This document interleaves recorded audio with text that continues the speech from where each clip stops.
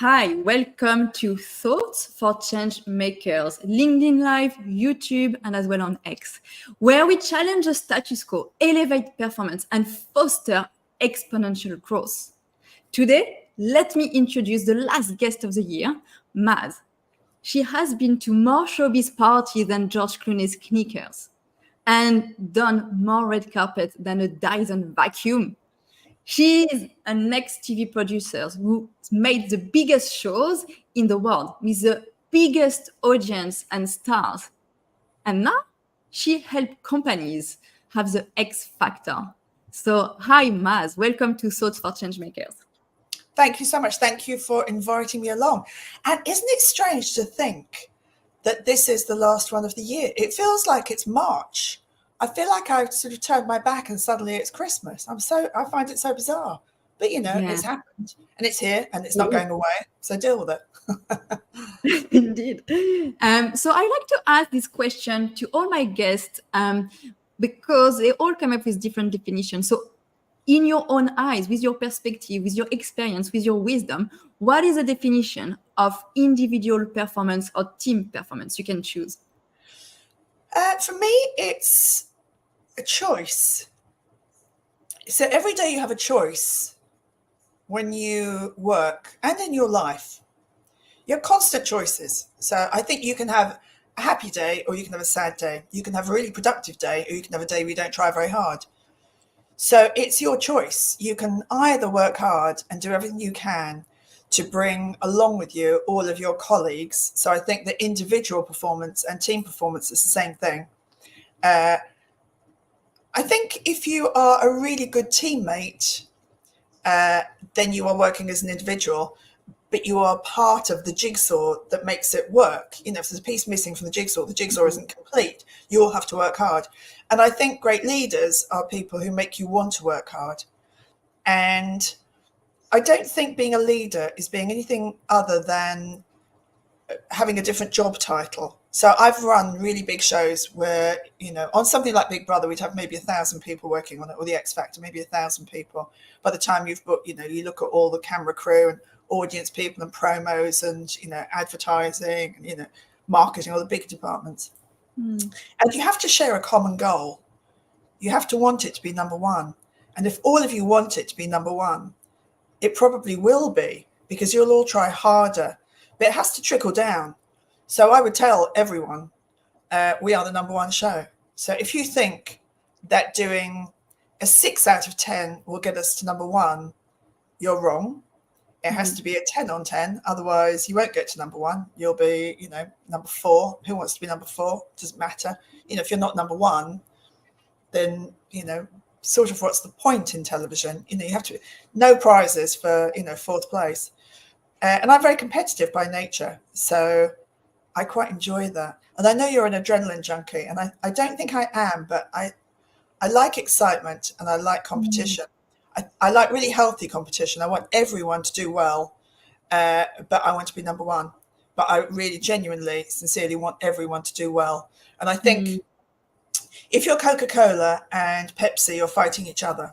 Now, I'm not like that. I think I'm fighting for the soda market to be much bigger. But I do want to be Coca-Cola in the soda market. But I want lots, I want 100 different sofas, not just 2. I want 100 sodas. So everyone's earning money.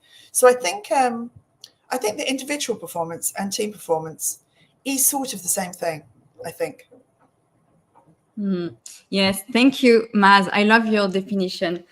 And someone is mentioning and vetting that you are excitement. Who said that? I love you, whoever you are.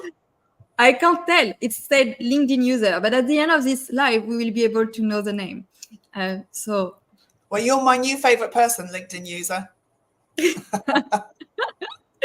So now let us more, but please don't be boring. I love the title because yes, I do believe that, we as human beings, sometimes we want to conform. So by conforming, I think we are becoming boring. And I would love to hear your thoughts on this title. Please don't be boring.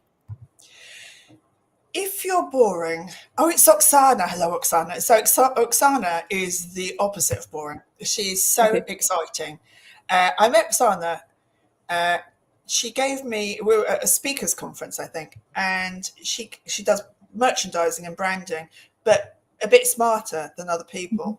So, if other people are sitting around a 7, she's looking at 10, and she gave me a nail file that said, "Keep me on file," which I thought was really lovely. Like, oh, okay. You're funny. You're clever. It's not boring. I will keep it. I have it. I'm in Asia at the moment. I have it in my bag right now. I'm using it. It's something useful. Now, if you give me a water bottle, and they're useful, but I don't think there's anyone on earth who drinks water who doesn't have a water bottle. Really, if you're drinking water, you have a water bottle. And what tends to happen is you put them in the cupboard, and I have a friend, Louise. She's got maybe about 20. We had an amnesty. We took them all to the charity shop. Now, if you are the water bottle of the world, that's hard, isn't it? You've got to be the keep me on file nail file. You've got to be useful and different and have a sense of humor. If you're the water bottle, you're kind of in trouble. So if you are in a room of 100 people and you are more interesting than all of them, and you look different to all of them, and you make an impression that is different to all of them, everyone else has 1% of the attention in the room, because there are 100 people in that room, and they're all the same. They all say the same thing, and 1%. Now, if you're different to everybody else in that room, you jump from 1% to 50%, because there is you and there is everybody else. So you want to be the 50%, and then there can be everyone else. If you're in a room, an ideas meeting, or any kind of meeting, and you have a different opinion to everyone else, there's you and everybody else. If you agree with everyone and you conform, I can fire you because I don't need you, because everyone else is the same. And if everyone agrees with my opinion all the time, I don't really need you, because I already have my opinion. So I don't need someone there saying, "Maz, you're so clever. How wonderful." So I think it's very important not to conform. I mean, I think not everyone can be a rebel, and not everyone wants to be. But rebels change the world, and people who don't conform change the world. And 15 years ago, if you were standing by the side of the road in a hurry to get somewhere, and you wanted a taxi and it was changeover time, you're not getting a taxi. But if it's one straight road and you think, all I want to do is get to the end of that road. I just want to get to the end of that road.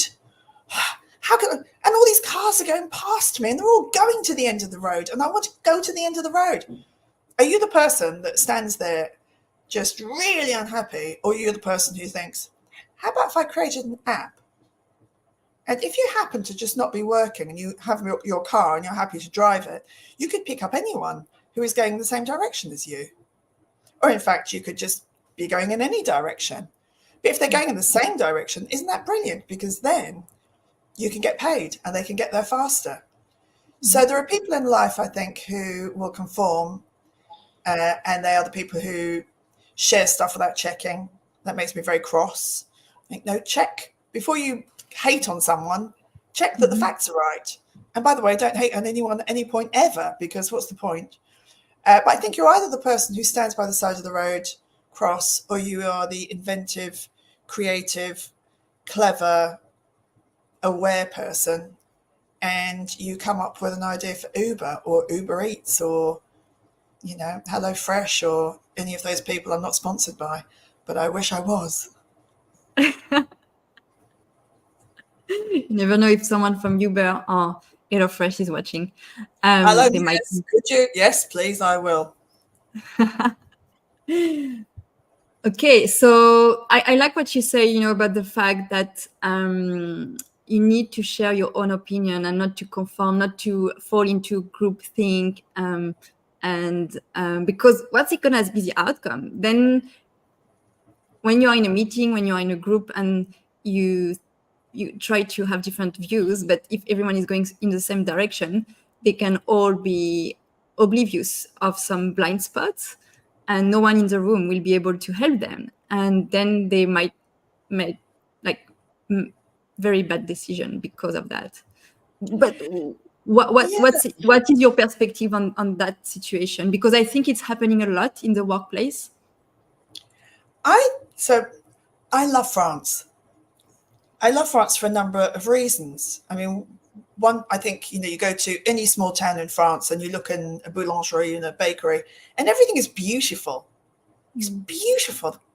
The detail is so beautiful. The handwritten cards with the price, it's so beautiful. I love that. I think the French look at life very differently. And the French, I think, are quite, if I have to generalize about an entire nation, unapologetic about caring about French people. A baguette costs a certain amount of money. Nobody will go hungry because you can charge what you want for everything else, but everyone has to be able to afford to buy a loaf of bread. It's very important. Yes. I love that thinking. I love that when you buy a house in France, you can't sell it instantly for twice the money. Houses are homes. I like that, and sometimes individuals can do this, but when an entire country says, no, no, no, no, no, we want it to be very fair and we want it to be very kind for everyone. That's very important, I think. And I think if you're in a meeting, sorry, somebody's hammering above me. If you can hear tapping, it's not a ghost. Well, it might be a ghost. I don't think so. I think it's someone doing building works. I think if you're in a meeting, it's difficult to speak up because you have to be brave. But what you can do is you can do tiny things every day. One tiny thing. Just speak in the meeting. Then the next meeting, say a whole sentence. And then the next one, give an idea. And then the next one, have an opposite idea. I had a boss on a show called The Big Breakfast in London. And I knew I had really good ideas because I'm a very creative person. I can't do budgeting or scheduling. I'm very, very creative. And I would give him ideas at the end of the meeting. So I didn't want to say them because I was a bit nervous of talking in front of people. So I would give him a list of ideas at the end. And I'd say, here you are, Sebastian, here are my ideas. And he'd go, brilliant, brilliant, brilliant, brilliant, brilliant. We'll do all of them. And then one week, so I did this every week. I wouldn't speak in the meeting of 20 people because I didn't have the confidence. And I kind of thought, they're all very loud and I'm not. And one day he said to me, you're going to have to either say your ideas in the meeting or leave, because you can't be a boss and you can't be a really great producer unless you can speak in a room full of people and you're a bit brave. And not everything is going to work. And if you think it is, wake up. So you will hear no, and things will go wrong, and everyone will look at you and go, you messed up, buddy. And you just get on with it. And he said, but you really do need to make this decision. So go away, have a cup of tea, come back and tell me if you're going to be brave or if you're going to leave. And he said, I'd like you to stay, but you can't stay unless you're brave. And I got brave in an hour. I thought, I love my job. I'm not leaving. And he said, well, then get brave. Okay, I'll get brave. Yeah. And what were the outcomes of being brave? Because I know most of my maybe LinkedIn connection, they work in the tech industry, and some people can be more introvert than extrovert. So, but they have golden ideas. So let's encourage them in understanding, okay, when you step up, when you are being brave, what could be the result? What could be the outcome that could happen by doing that? I think it's fine to be in a meeting and say, I hate speaking in meetings. So if my voice is shaking, I apologize.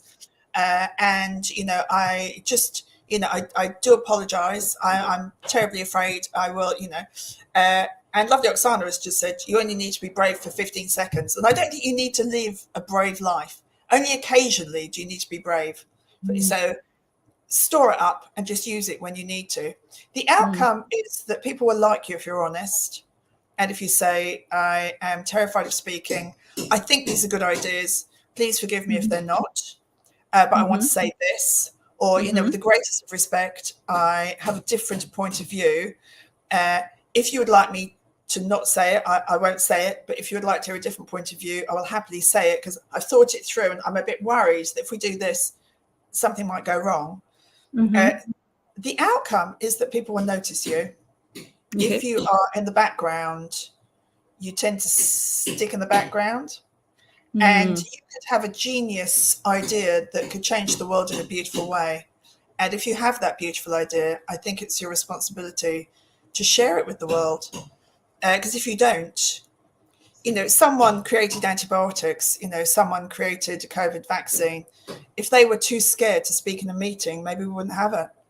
I think it's sort of your duty to be a little bit brave, I think. And it's hard, and then it isn't. One of the tasks I give people, because I speak at conferences and I go and I train big companies, and one of the things I do is about being braver. And if everyone who feels they're not very brave can do this, it will help. Next time you're buying coffee, ask for 10% off your coffee. Just say, "Can I have 10% off, please?" And it's an embarrassing thing to do. Very embarrassing. You don't really want to. And you feel, oh. But when you've done it 10 times, you don't care. And if you can do anything 10 times and you get a little bit braver each time, you're 10 times as brave, in a very short time. So doing tiny things that are very safe, but that scare you a tiny bit, I think it's very good to do. I think it's good for you. I love it. That's it. It's not doing it once. It's being consistent and repeat it until maybe it can become a habit, and that you're less. If you want to be a great skier, you don't do it once and hope that you're going to be a great skier, or a great skydiver. You have to do it more than once, and it doesn't take much. You think it will be uncomfortable, but everyone who is on here is uncomfortable at some point. And it's part of your job to be uncomfortable. It's part of life to be uncomfortable. It just is. You're going to feel uncomfortable. The first time anyone has sex, it isn't great generally. It's uncomfortable and a bit fumbly and a bit of a mess. And you think, you probably did it twice, maybe 3 times. Eventually, you get a little bit better at it. And I think that's life, really. You just try it and you get better and better. And practice makes perfect. Exactly. And by doing that, you are building skills that would get you to maybe the 1%, what you say, like in order to be different, to be daring, to be audacious, then you can really, as well, I feel, release your full potential in doing that. If you've ever left a room and thought, "Oh, I wish I'd said something," next time say it. I like people. When I used to make TV shows, I did a lot of live television TV shows. You want to make sure that you make your mistakes before you go live. So you want to criticize everything and tear it to pieces and make sure it works, and be brave enough to say, how can we break this? How can we break it? What's wrong with this? What's not going to work? What's wrong? What's wrong? What isn't working? If you go to air and you've done that, it probably will be fine. It will probably be fine. But you do need to criticize, not people, but an idea or a thought, and say, I don't think this will work, but we could try this. Failure is part of your job. It genuinely is part of your job. If you are succeeding all the time, I would say maybe you're not trying as hard as you could. And I would just take a little look at that, because I think there's more fun in failing than there is in succeeding, really. Pushing yourself to do something you don't think you can do and achieving it is wonderful. But it's a bit boring. You're just doing the same stuff all the time, I think, which is why you and I have lived in, 20 places in the last 10 years, that we like change and we like excitement. Yes. And I like to live like that. I think it's great. It's not for everyone, but I really like it. I really like it. Yes, it is bringing a sense of achievement and growth, and novelty. I think it's a lot of things mixed in the thing. And I'm just curious, what do you think about, as well, I'm just free flow, but because, most of my people here on LinkedIn are in the tech industry, and what I'm hearing from them is that they are afraid of becoming irrelevant because of the rise of AI, or because everything is changing so fast. What piece of wisdom would you share with them if they are currently in that state? I think that pretty much everyone in the world is thinking the same thing, really, that AI will take over. I think that there is So you can have biscuits that are mass produced. You can have coffee from a machine. But we still go to, if you like coffee, you go to a barista and you say, I'd like it a little bit hotter, or I'd like it a little bit flatter, or I'd like a double shot. Could you just put a tiny bit of honey in there, just a little?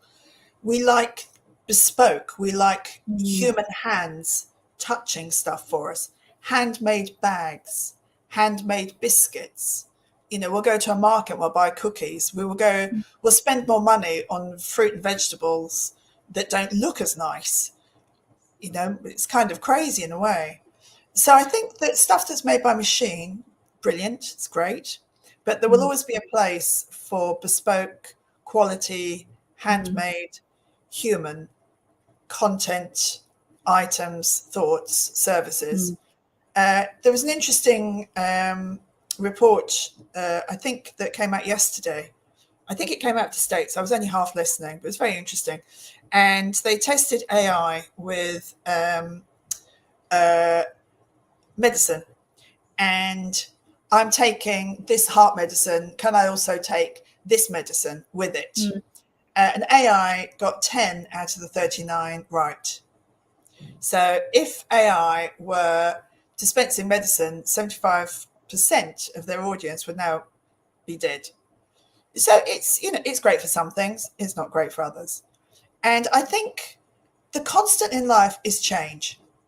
You've got to see it coming. You've got to be smart about it. I think that TV networks didn't see the potential for streaming. I spoke to a friend and I were living in LA in 2001, 2002. And we talked about creating a library of all the TV shows ever made, because you never saw them again. They were shown once and then they were never shown. And we said, why don't we get together, 100 of the best shows ever made and have them in a library, and you can pay to watch them anytime you want. And of course, we then drank cocktails and went out to parties and flirting, wildly with people, and never did anything about it. So we were talking about it, 22, 23 years ago. The networks didn't really do anything until 10 years ago.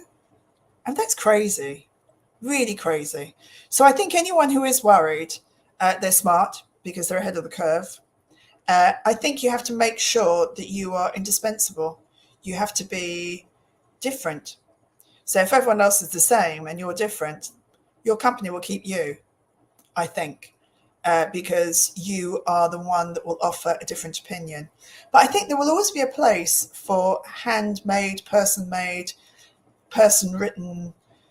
We do a lot of writing for people, and it is better than AI, just is, because if you want the absolute average, use AI. If you want anything that is bespoke and a little bit special, don't at the moment.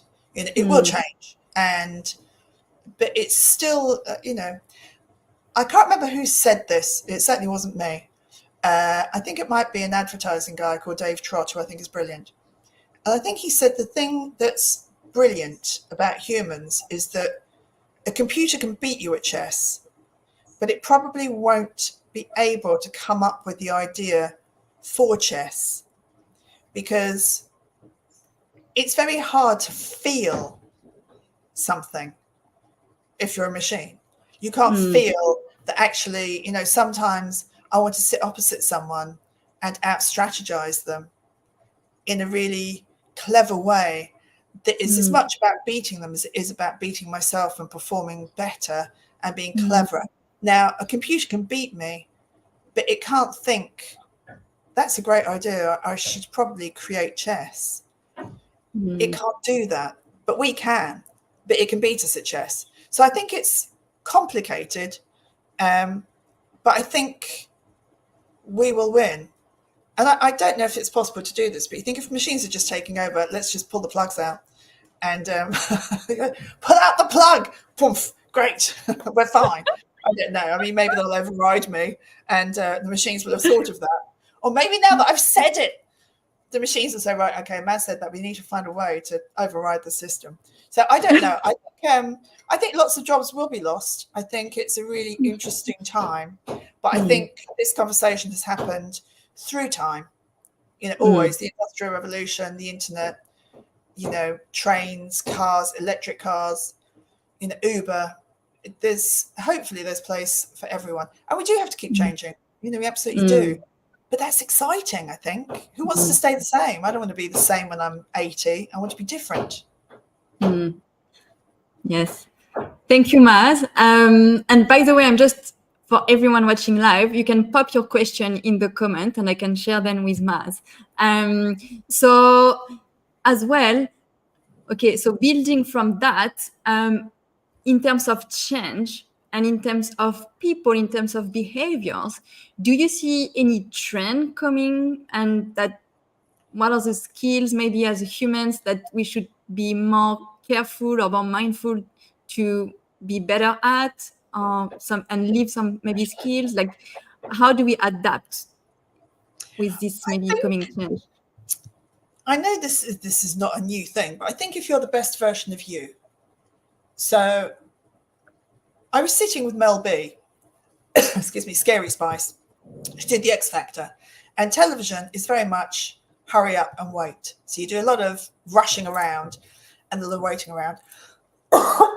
Excuse me, my coffee went down the wrong way. We're good. And we were sitting in this enormous arena, and it was about 10 minutes before the audience was let in. We were just sitting there having a cup of coffee and chatting. And I said to her, okay, what gives you, Mel, the confidence to sit down there and 2,000 people disagree with you and they're booing you, and you just say, well, that's what I think. That's what I think. I thought, how do you have that confidence? And she said, and she was really puzzled that I'd asked her. She went, what do you mean? I said, how do you have the confidence to disagree with 2,000 people? And she said, it's just my opinion. She said, I'm just being me. I thought you wanted me to be me. I said, no, I absolutely do want you to be you. That's why I've booked you. That's why, paid this enormous amount of money to do this, because you are brilliant. And nobody's better at being Mel B than Mel B. No one's better at being Simon Cowell than Simon Cowell. No one. They are the best at being there. Now, Mel knows that having a big opinion is her thing. So she always has a big opinion. She would disagree with people. If you are you and you're the best version of you can be, that's it. So I can't tell you to be more whatever, except I can say be more of who you are. Because if you're a little less of who you are and a bit more like someone else, you're a very dull biscuit. But if you are a different kind of biscuit, you're a really interesting biscuit. You don't want to be a poor version of someone else. You want to be the best version of you. And I think we sometimes, when we go to work, it's like we put a cloak on where we feel like, I'm very kind at home, but I need to be hard at work. And you think, no, you don't. You need to be kind at work. I am very interesting and funny and clever at home. I'm very funny at home, but I'm not going to be quite as funny at work because it's unprofessional. You think being unprofessional is being lazy and unkind and, mean to your work colleagues. That's unprofessional. Not being interesting. Being interesting is professional. So I think we mix up being professional with being boring. I must be a bit duller because I'm at work. I must be a little less kind and a little less fun. And when I was the boss of these big TV shows, I didn't behave like I was special. I just behaved like I was the boss. My job was to make sure everything worked. That was my job. And someone had to do it. And if it wasn't maybe someone else, it doesn't matter who's doing it. But that is a particular job. And the job title is, executive producer, boss, leader, whatever it is. I'm not more important than anyone else on the team. I'm probably less important because I actually didn't really do anything. I made sure that everything was done. I had a big creative vision. That was my thing. But then everyone else went out and did it. So if the delivery people didn't deliver, the laptops for us to write the scripts on, and the coach drivers didn't drive the contestants, and if the wardrobe people didn't get them ready for the lighting people didn't, if everyone didn't do their job, the show wouldn't happen. The person you really get rid of was me. But I tried to be just myself, and a kinder version of myself, because one of my big jobs was to be kind to everyone, even though I was tired and sometimes they were very annoying. It was my actual job. And to make sure that everyone was brilliant. My job is to make sure that everyone felt very proud of what went to air, and they were happy for their friends and their family to watch it, and that we made these people very successful, and we took them out of situations where they couldn't afford, to have a holiday, to a place where they could afford to have 2 holidays a year and take their friends with them. And that's something I really like. And we made TV shows that worked, so that 1,000 people would have a job next year.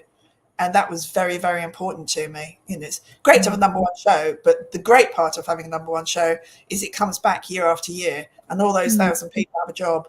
And if you're doing 5 or 6 shows every year and they work, you're employing an enormous number of people.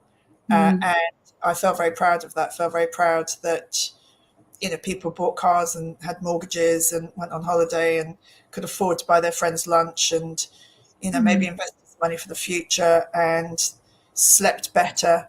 I'm very proud that, I could help that happen. So yes, it was. That's a ripple effect and the impact. Yeah.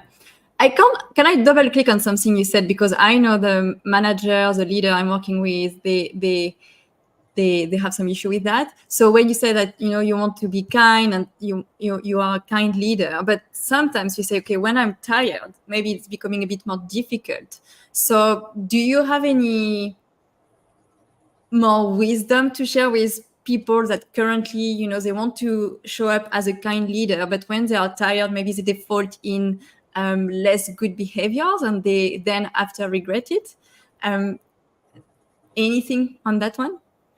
Yeah, I had a boss at the BBC, David Young, and he used to say, when things are going horribly wrong, go home and get lots of sleep. And I'd say, but things are going horribly wrong, I should be here. And he said, no, you need to be fresh. So all those people out there, they're tired, they're not thinking straight. Somebody needs to, and you're the boss, so you need to be thinking straight. You need to go home and you need to have a good night's sleep, and you come back fresh tomorrow and you can make an impact. But if you're all tired, that doesn't work.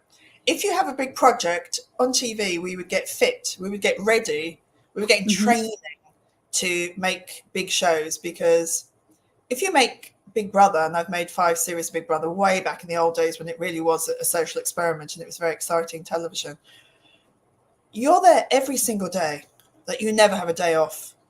And if anything goes wrong in the middle of the night, you have to come into work because you're dealing with people and you need to make sure they're happy and safe.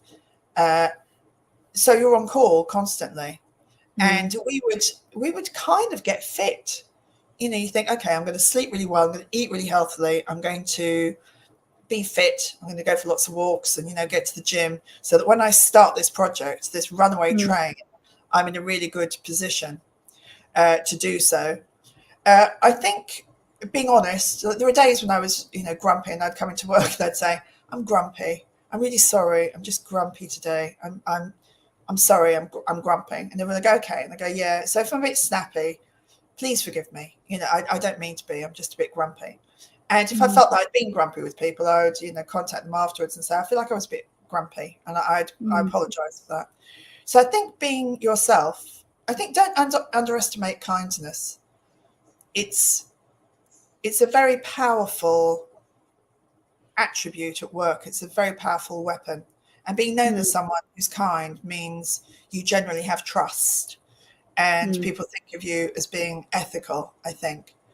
And it is part of your job. It's part of your job that when you don't really want to love people who are annoying, you have to. And that's why you earn more money, Yes. and you have to try a little bit harder.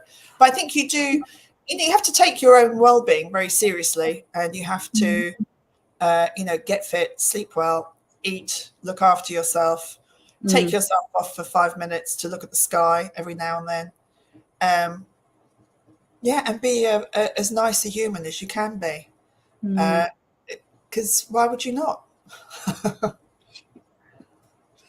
Yes. Because anyway, there is a study, show that when people are on their deathbed, they have lots of regrets, but as well, people don't remember maybe like when they got promoted or this kind of stuff. They just remember like about the interaction with people, the connection they had.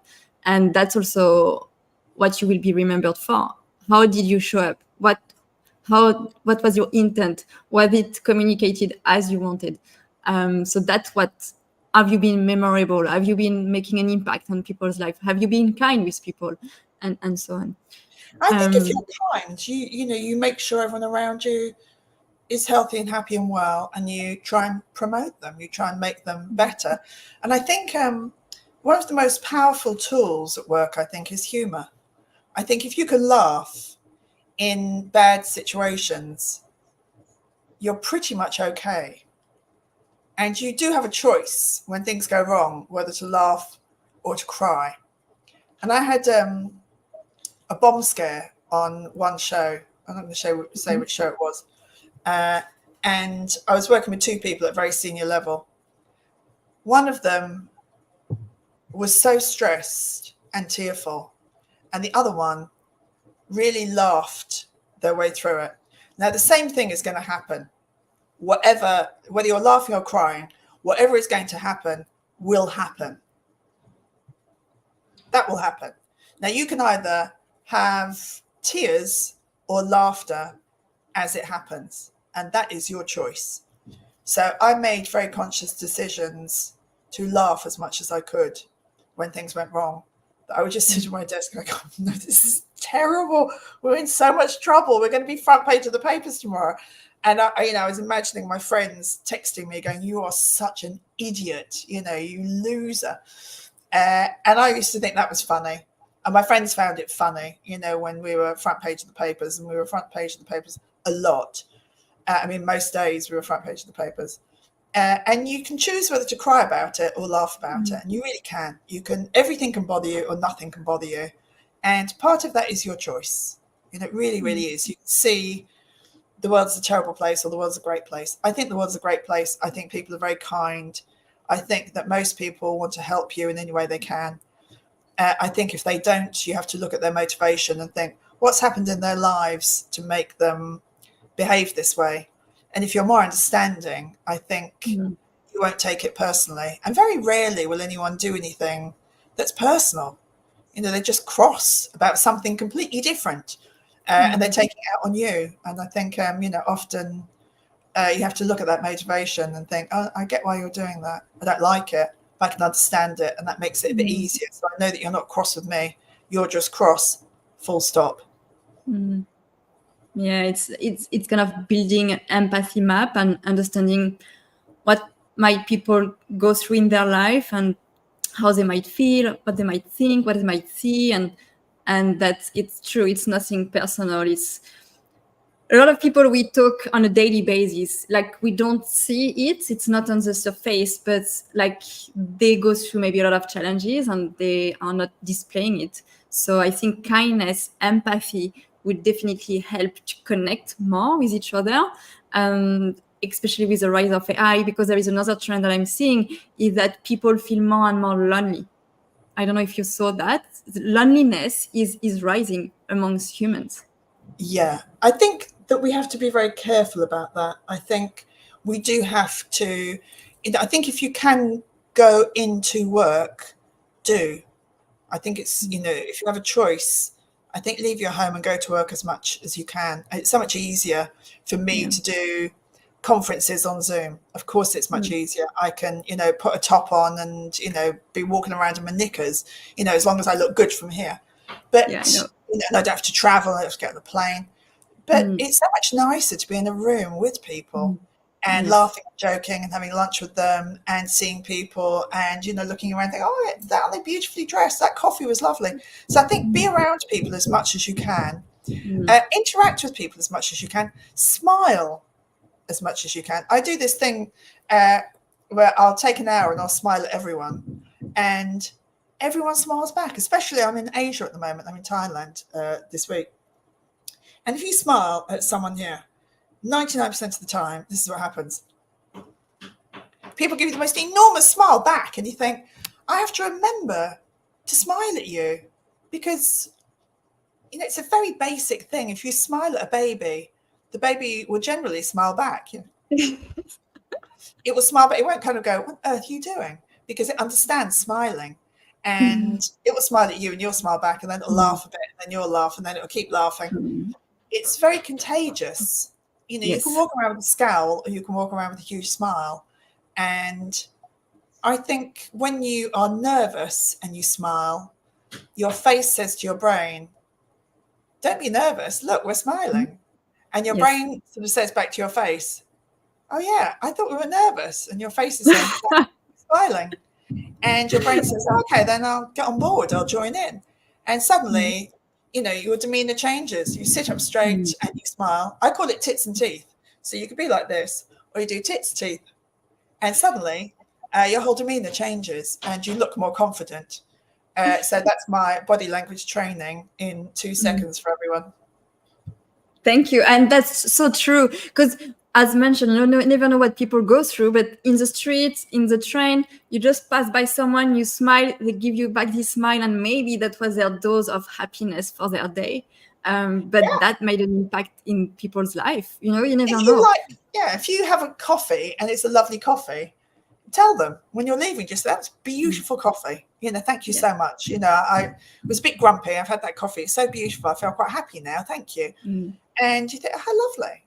You know, I don't know. People just saying something nice to you is so lovely. Sometimes, you know, if I'm out walking and I see someone who's beautifully dressed, and I'll say to you, you just look so smart. You look so beautiful. You're beautifully dressed. You know, wow, you look amazing. And you think it's a tiny thing to say, but maybe it might make them feel a little bit better. I don't know what's happening in their lives. It's not going to hurt them, I don't think. So I think, if you can, part of your job in life, I think, is to be happy and to make other people happy. And when my mother was, I think, 96, my mother was a very happy woman. It's a little necklace that my friends gave me on my birthday, Bridie. I said to her, Bridie, how come you're happy? You're always happy and you're in a care home and it can't be that much fun.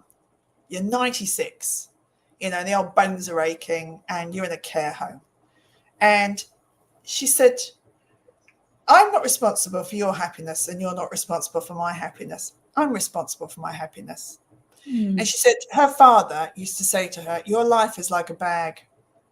Now, if you don't put anything in that bag, you can't expect to get anything out of it. You've got to put something into it to get something out of it. And I think, what incredible wisdom. You've got to put some joy in your life. You know, you've got to add joyful things to your life. And you can every day. You know, you can do something for yourself. Even if you're at home by yourself and you're working very hard, you know, do you have a nice smell in the background? Do you have some flowers? And if you can't afford, you know, beautifully cut flowers, you know, just go to the park, steal them from your neighbours. But, you know, you can afford, you can get some twigs or something that makes you feel happy. If you love coffee, you know, go out and buy 1 coffee a day. Do something that makes you feel happy. And it's hard. You know, the cost of living crisis is, you know, it's a crisis, and the banks are getting richer and supermarkets are getting richer and we're getting poorer, and I'm not happy about it. And I think the divide between the rich and the poor in Australia is something we have to keep a real eye on, because I think when communities when the difference between the rich and the poor is very slight, they're much happier countries. So I think it's something we need to keep a real eye on. But I think, you know, my friends and I, we say for presents, handmade, homemade or recycled. It doesn't have to be something dramatic and expensive, but just handmade, homemade or recycled, something that matters, and it doesn't have to cost a fortune. And tiny little acts of kindness, I think, do change the world, I think. Thank you, Maz. I love the last part. I love it. Thank you. Would you like to add anything else before we end this show? What's next for you? Like, where are you heading in this journey of constant change? Like, any theme, any, if people also, like, from my LinkedIn network watching and they want to work with you, like, what should they know about it? What would you like to share? So what I love doing is I love speaking at conferences. Because I'm a producer, I've been a producer for a long time, I can affect behavior.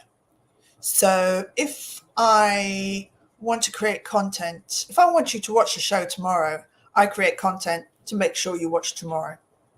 If I would like you to vote for somebody, then we will work very hard to create content that makes you vote. Please vote for the winner. Please vote for the person you want to leave. And people generally will. So I love that I have the ability to change behavior, and I can do it in an hour. I can help people be more interesting. I can tell them not to be boring, but I can help them be more interesting as individuals and as companies in an hour. And to be able to do that is wonderful. So I absolutely love it. And then generally what happens is people from that conference book me to come and work with their teams and to help them reduce white noise, think differently, be more interesting, change their culture, be a bit braver, face fear and get on with it. So that's what I do. I wrote a book, but I wrote it in a real hurry as I'm rewriting my book. I'm changing my website because I talk about personal branding, but I haven't bothered doing my own. And I might be the only speaker who doesn't have a show reel. Yet. You should add yet. He doesn't have a show reel yet. So I have in the next room all my, I have loads of hard drives, and I need to get all my hard drives together, and I need to actually get it done. So it's my job for the next week. I've got a few little things that I've got to do, and that is my big job. But I would say if for anyone who's watching, it will all be fine. And if you're young and you're watching, know this, it gets much better. Being young is really quite awful sometimes. It's terrible. It's very hard being young. As you get older, like everything, you get a bit better at it. You get a bit better at being a human. And when you're young, it's hard to be confident. And it comes with practice. And you can practice it. You can get a bit better at being brave. And know that you're enough. Whatever you have inside your skin right now is all you need to be successful. You don't need anything else. Really, you've got it all already. And my friends do this. They go, I'm just doing 2 more courses before I do whatever it is I want to do. And I go, just do it now. Just do it. You have it all. Just do it. So, just do it. It might not work. And you know what? You just do something else. And that might not work. You just keep going. Your first idea is rarely your best. And it just takes a little bit of bravery. And be kind to everyone around you, and especially yourself. Don't talk negatively about yourself. What's the point? Give me one good reason why you should ever say anything bad about yourself. You wouldn't say it to your best friend. Why would you say it to yourself? You never say anything bad about yourself. Just be glorious about yourself. You're wonderful. Thank you, Maz. Everyone, you are wonderful. Thank you for being on the show. Thank you for asking me. I've thoroughly enjoyed it, and I think what you're doing is marvelous. So I feel very, very pleased for you. I'm very proud of you for doing it. Yes. And because how I met Maz at a conference, she was on stage, and I was inspired when she was on stage. So that's how I reached out to her and to be on the show. So yes, thank you for accepting. I'm very grateful to have you on the show. And to be the last one for December. Hopefully it will inspire people. It will help them to reset for the year to come and to be more of them. Yes, I hope. And I'm sorry about the hammering. It stopped now. Yes. So we have someone said brilliant. Thank you. So thank you. Add Maz on LinkedIn, Facebook, Instagram, and check out for the new website. Yeah, LinkedIn's the one that I look at a lot, and it's just Maz Speaks. I always say to people, check out my reviews. It's the only thing I do for marketing. I'm not great. I'm quite relaxed, I think we'd say, about marketing. Look at LinkedIn, and I will see you on LinkedIn. Maz Speaks. Thank you. Bye, everyone. Bye.